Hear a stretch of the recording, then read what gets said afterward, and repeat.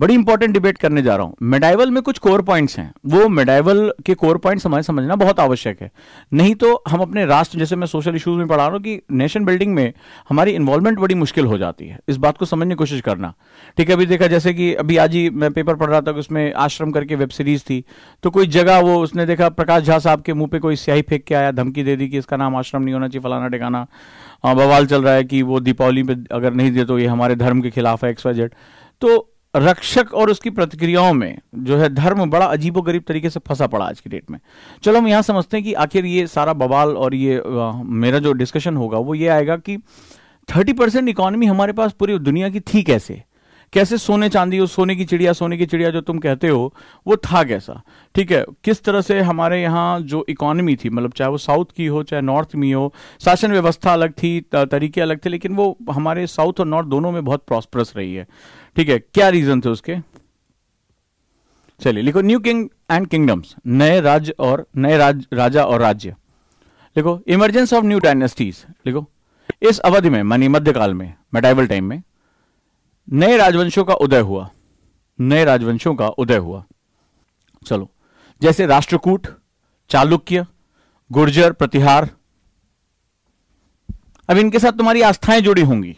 ठीक है, मुगल, तुर्क, दुनिया भर के लोग अपने जितने भी हैं, इनके साथ तुम्हारी पहचान जुड़ी है। भारत में जब हम इस समय हम जितने भी उपद्रव देख रहे हैं, जितने भी हम रस्सा कस्सी देख रहे हैं, धर्म की, जाति की, क्षेत्रीय पहचानों की, माइक्रो आइडेंटिटीज की, उसके पीछे कि हमने अपनी जो चीजें हैं उसको मेडाइवल टाइम में सेट कर दिया है। जैसे बवाल चल रहा है कि भाई कल मेरे किसी से बात हुई कि बोले वो भाई यार क्या नाम है, पटाखे नहीं जलाने दे रहे हैं, तो हिंदू धर्म के ऊपर आघात है। सुना होगा तुम लोगों ने भी, पटाखे नहीं चलाए, प्रदूषण फैल रहा है, XYZ, या 1 घंटे के लिए अनुमति होगी। तो एक जो धार्मिक समुदाय है उसमें, जो बहुसंख्यक समाज, उसमें एक उबाल है कि अरे यार पटाखे नहीं जलाने दे रहे हैं। ठीक है, सब लोग जलाते हैं, ऐसी बात नहीं, अल्पसंख्यक समुदाय भी पटाखे जलाता है, सब लोग, शादी ब्याह हर जगह धाम धूम चलता ही रहता है। तो अब इस पर विरोध हो रहा और बात आ रही कि नहीं, हमेशा जो है वो सुप्रीम कोर्ट या इस तरह के लॉ लगाए जाते हैं जो बहुसंख्यकों के लिए किए जा रहे हैं। मैं थोड़ा इसकी स्टडी कर रहा था।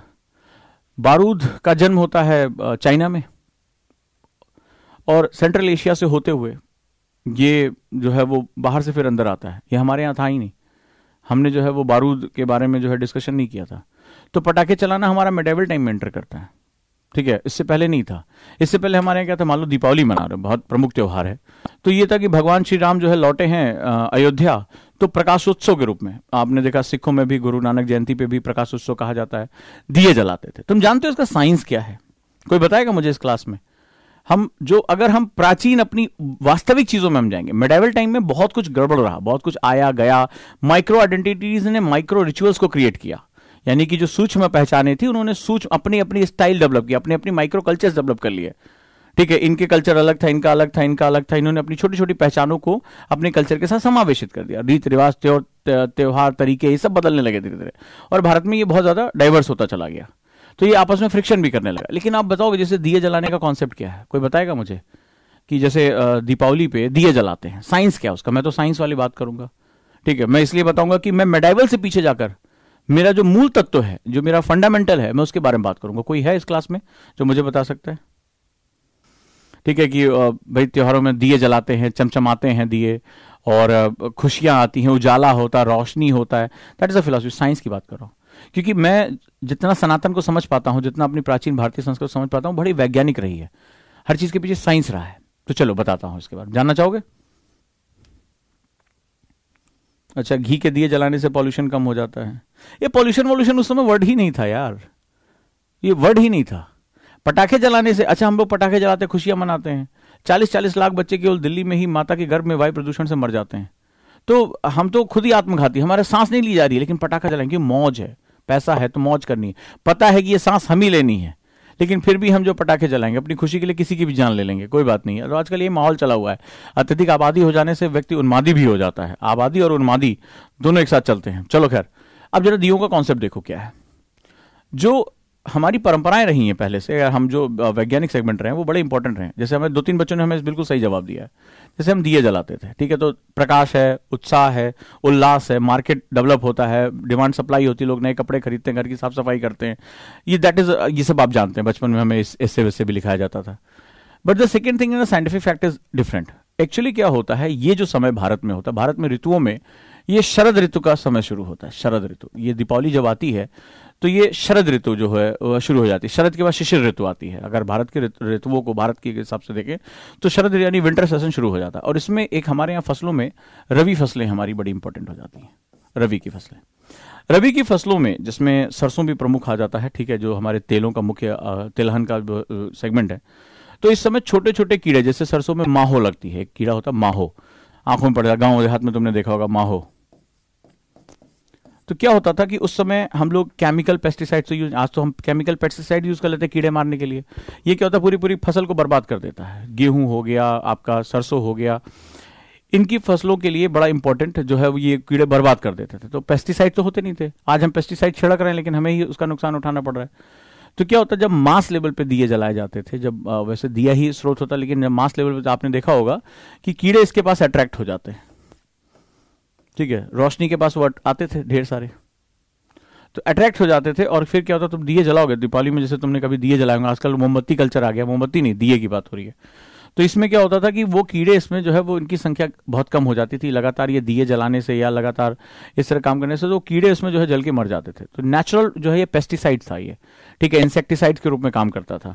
और इसकी वजह से क्या होता था, वो कीड़ों की जो फसलों को नुकसान होना, क्योंकि जो आपका एग्रीकल्चर था वही सोर्स ऑफ इनकम था, वही फूड सिक्योरिटी थी आपकी।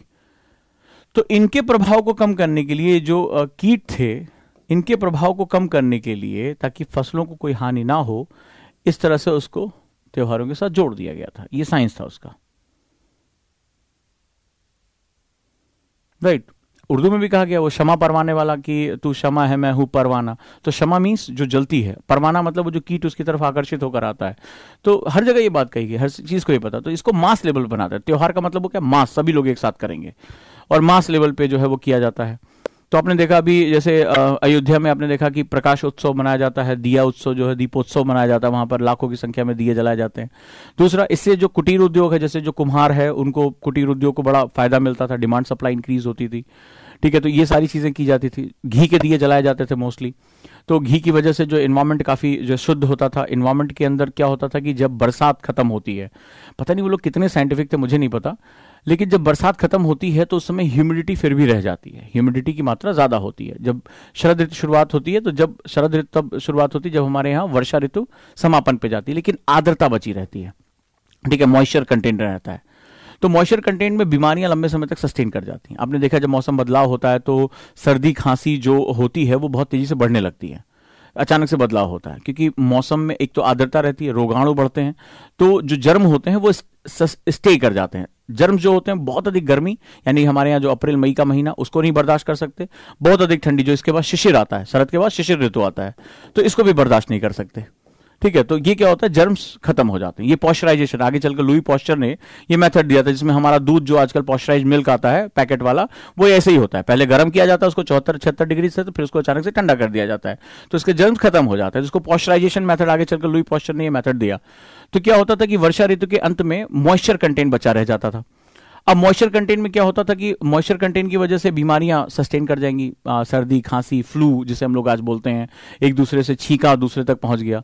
तो इसको रोकने के लिए भी क्या होता है, जब बड़े पैमाने पर दिए जलाए जाते थे, पूरे भारतवर्ष में एक साथ दिए जलते थे, तो उसमें क्या होता था, एक तो घी के अंदर जो एंटीबैक्टीरियल गुण होता था। जब आपने देखा राणा सांगा मेडाइवल में आप पढ़ेंगे तो ये राजपूत जो होते थे पुराने पुराने घी रखा करते थे, चोट पर घी मल लिया करते थे, उससे चोट को जो है वो बहुत आराम मिलता था। और आयुर्वेद में जो औषधि लेपन इस्तेमाल किया जाता है उसमें घी का बहुत ही इंपॉर्टेंट मेडिसिनल वैल्यूज होती है, एंटीबैक्टीरियल काम करता है, एंटी फंगल काम करता है।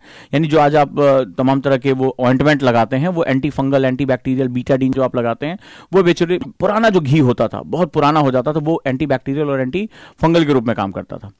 तो जब घी आप जलाते हैं तो इसमें दो फायदे होते हैं, एक तो जो एंटीबैक्टीरियल एंटी फंगल जो हवा जो होती घी जल के वो जाता था।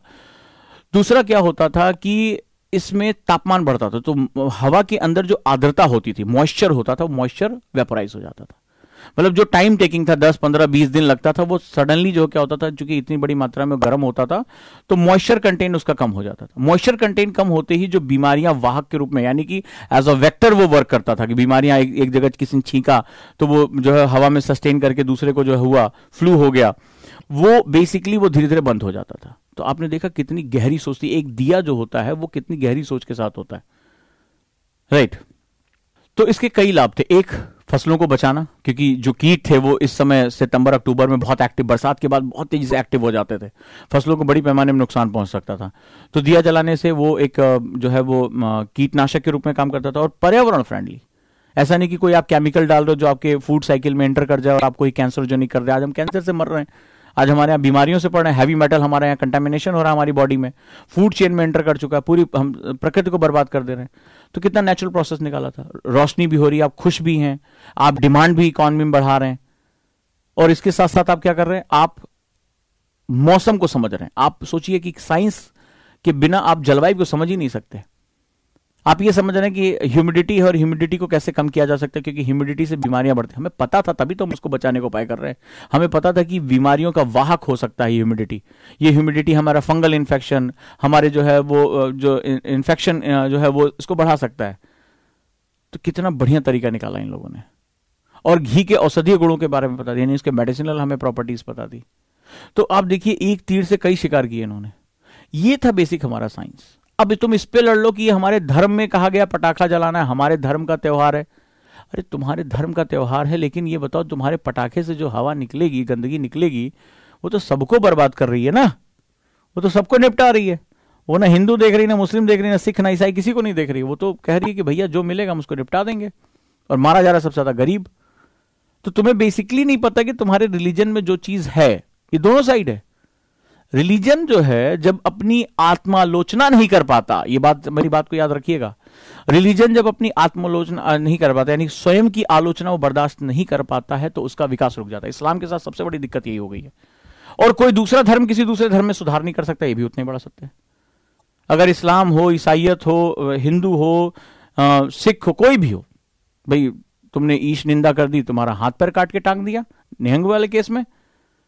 ब्लास्फेमी किताब पढ़ना, ब्लास्फेमी, ठीक है, तहमीया दुर्रानी की किताब है इस्लाम में। अब इस्लाम में क्या हुआ कि भाई ईश निंदा कर दी, जिसको तुमने देखा नहीं, कभी जाना नहीं, कभी तुमने खुद किताब उठा के नहीं पढ़ी, और तुम्हारी ईश निंदा हो गई, तुमने निपटा दिया इंसान को।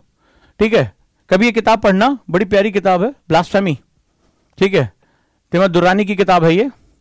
रोंगटे खड़े हो जाएंगे कि ईश निंदा के नाम पे वहां महिलाओं के साथ, अल्पसंख्यकों के साथ क्या हो रहा है। ठीक है, किसी ने भी आरोप लगा दिया, ईश निंदा, मार दो, खत्म करो, मृत्यु ही एक मात्र जो इसका उपाय है। तो बेसिकली जो ये सेगमेंट है हमारा, वो यही है कि सुधार के लिए आलोचना बड़ी आवश्यक। जिस दिन धर्म ने आलोचना बर्दाश्त करनी बंद कर दी, उसी दिन उसका सुधार बंद हो जाएगा। यही इस्लाम के साथ सबसे बड़ी दिक्कत हो गई है। जो भी धर्म पिछड़ रहे हैं उनके साथ सबसे बड़ी, आप आलोचना नहीं, रिजिड होकर बैठ गए, आप निपटा देंगे सबको, खुद को ही सबसे पहले निपटाएंगे। तो यहां पर भी वही चीज है कि दिए जलाना हमारा, मान लीजिए अगर आप दीपावली मना रहे, कोई भी मना सकता है हिंदुस्तान में, ठीक है, अगर आप दीपावली मना रहे, प्रकाश उत्सव मना रहे, उसके पीछे उसका साइंस जानिए। तुम्हारे इस कंडीशन में मेडाइवल में पटाखे आए थे, बारूद तो मेडाइवल टाइम में आया, बारूद तुम्हारे यहां था ही नहीं पहले, गन पाउडर तुम्हारे यहां था ही नहीं, तो तुमने कैसे कह दिया कि तुम्हारे धर्म का आमूल चूल सेगमेंट है, तुम इसलिए कि तुम्हें जो है क्वेश्चन किया गया इसलिए तुम इसका जवाब इस रूप में दोगे? गलत बात है ये।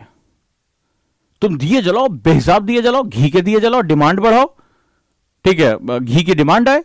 कुम्हार जो है, अब आज के घरों में, हम ही जब छोटे थे, मैं एग्जांपल ले रहा हूं, बुरा मत मानिएगा, ठीक है, तो छोटे थे तो मम्मी क्या करती थी, देखो कितना साइंटिफिक था, इसमें जो है दिए में बाती लगती है, तो कॉटन की बाती इस्तेमाल की जाती है, आजकल तो रेडीमेड आने लगी है रुई की। तो मम्मी क्या करती थी, पुराने जो कॉटन के कपड़े उनको धो के सुखाती थी पहले, जो पुराने हो गए, वेस्ट, हम वेस्ट भी नहीं करते थे, हमारा कितना साइंटिफिक तरीका था। हालांकि मम्मी को नहीं पता इसके पीछे साइंस क्या है, लेकिन उनको, माता जी को ही पता था, ऐसा ही उनकी सास ने किया, उनकी सास ने किया, हमें बताया गया। तो वो जो पुराने कपड़े जो फट जाते थे, साड़ी फट गई, कुछ फट गया, तो उसको साफ करके बढ़िया से धो के रखा जाता था। फिर क्या करती थी मम्मी, उसके छोटे छोटे टुकड़े का, हम भी छोटे थे तो ऐसे क्या होता था, उसकी बाती बनाते थे। पता नहीं आप में से किसी ने किया कि नहीं किया, हम बाती बनाते थे कॉटन की, प्योर कॉटन होता था, डिकम्पोजेबल मटेरियल होता था, हम उसको कूड़ा फेंकने की बजाय हम उसको भी यूज कर लेते थे, ठीक है। और फिर उसमें जो घी के डालते थे या सरसों का तेल डालते थे, जैसा भी यूज होता था, सरसों का तेल ज्यादा यूज करते थे, घी भी का कहां इतनी हैसियत थी। और हम दीपावली के दिन फायदा, मोमबत्ती बहुत कम आती थी हमारे यहाँ। तो हम लोग क्या होता था, मम्मी जो है पहले दिए खरीद के लेकर आती थी कुम्हार से, या आता था बेचने के लिए, वो सर पे मटके उटके रखे तो उसको खरीदती थी, धोती थी, सुखाती थी उसको, फिर हम शाम को जो है वो दिए ले जाकर लगाते थे। ये हमारा आधा एक घंटे का काम था। अब तो आजकल मोबाइल ने जिंदगी बर्बाद कर दी, कोई कहीं ना आता है ना जाता है, मूवीज आ रही है, लोग फोन पे सेल्फी लेके जो है वो वीडियो कॉल कर रहे हैं, किसी से कोई मिल ही नहीं रहा है। तो हम पहले 1-1.5 घंटे का हमारा ये काम हुआ करता था, तेल उसमें भरना, ले जाके छत पे रखना, फिर उसमें एक एक करके आग लगाना। So that was the segment.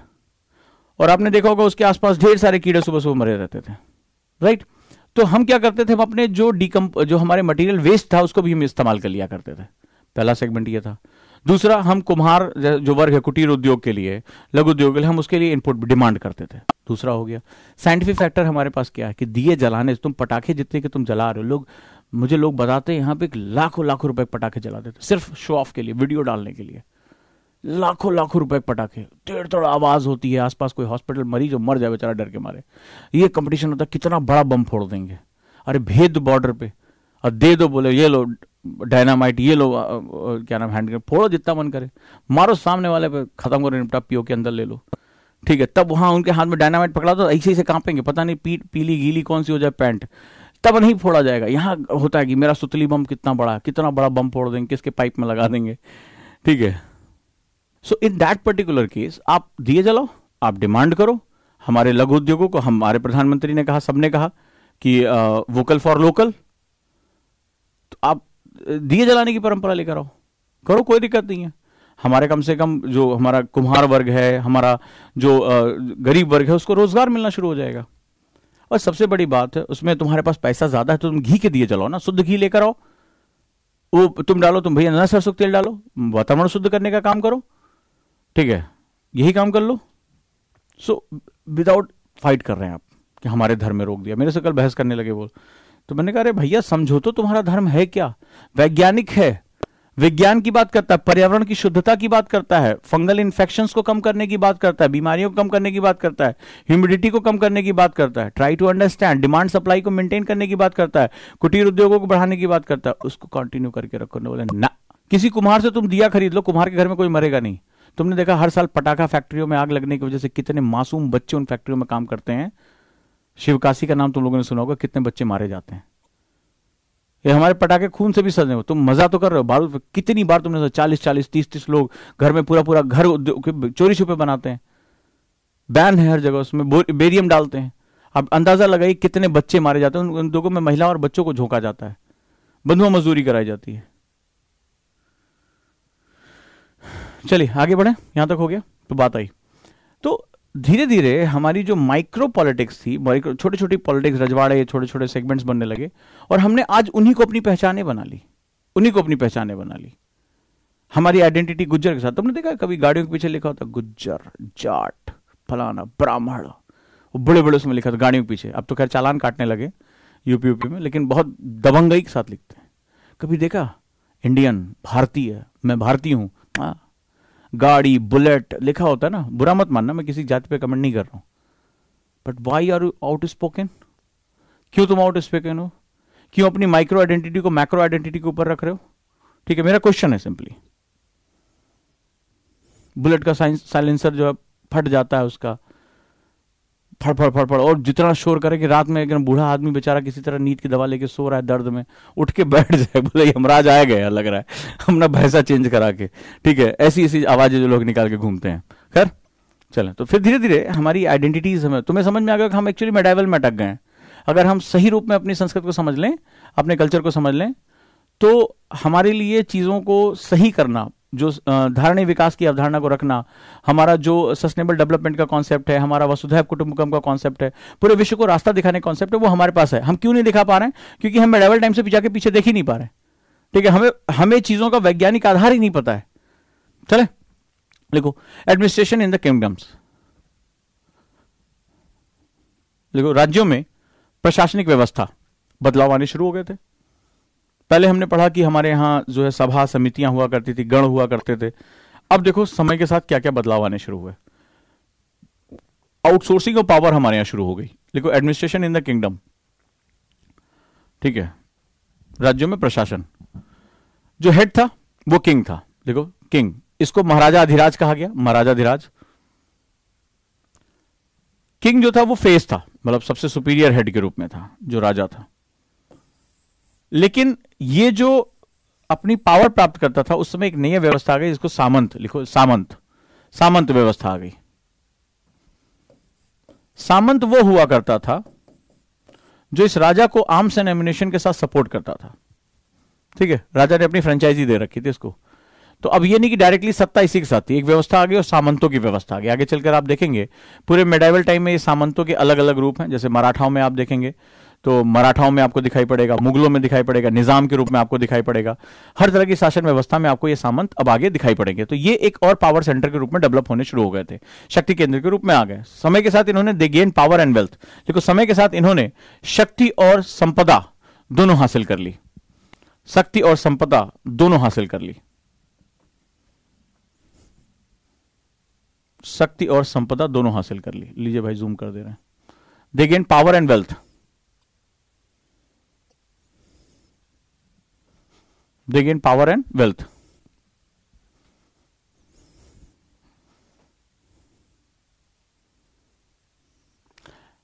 and they become महामंडलेश्वर। ये वर्ड तुम कहीं सुनते होगे, महामंडलेश्वर, मेरी स्माइल से तुम समझ में आ गए होगे।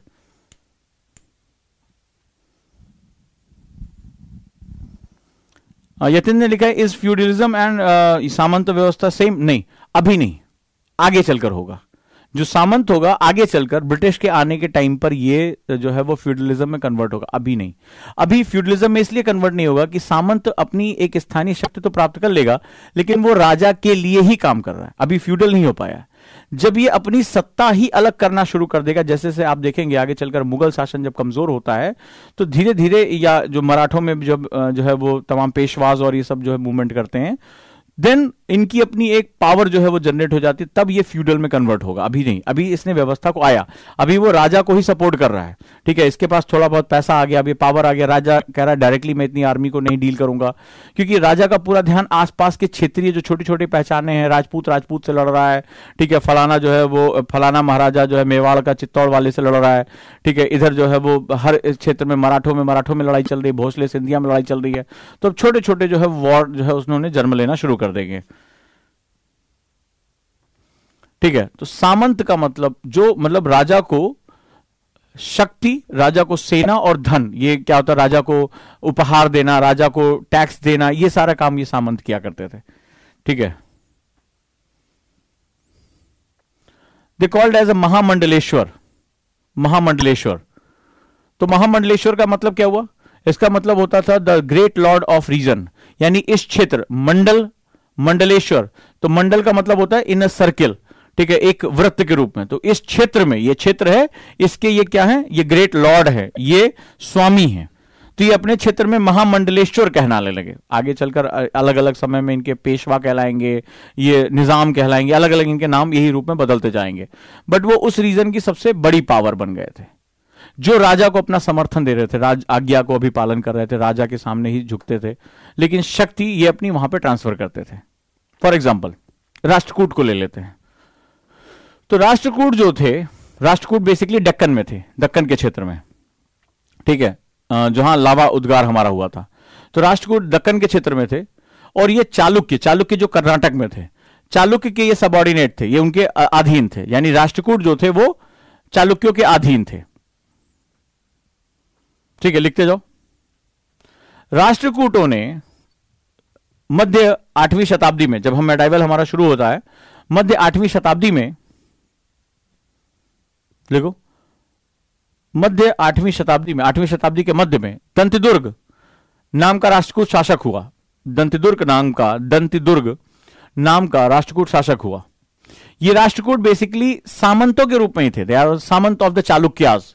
चालुक्या ने इनको डेक्कन क्षेत्र में शासन करने का अधिकार दे रखा था मेडाइवल टाइम में, कि जो है वो तुम वहां पे अपना रीजन संभालो और जो वहां से टैक्सेस आ रहे हैं वो कलेक्ट करके हमें भेजो। तो राष्ट्रकूट वो the subordinate of the Chalukyas.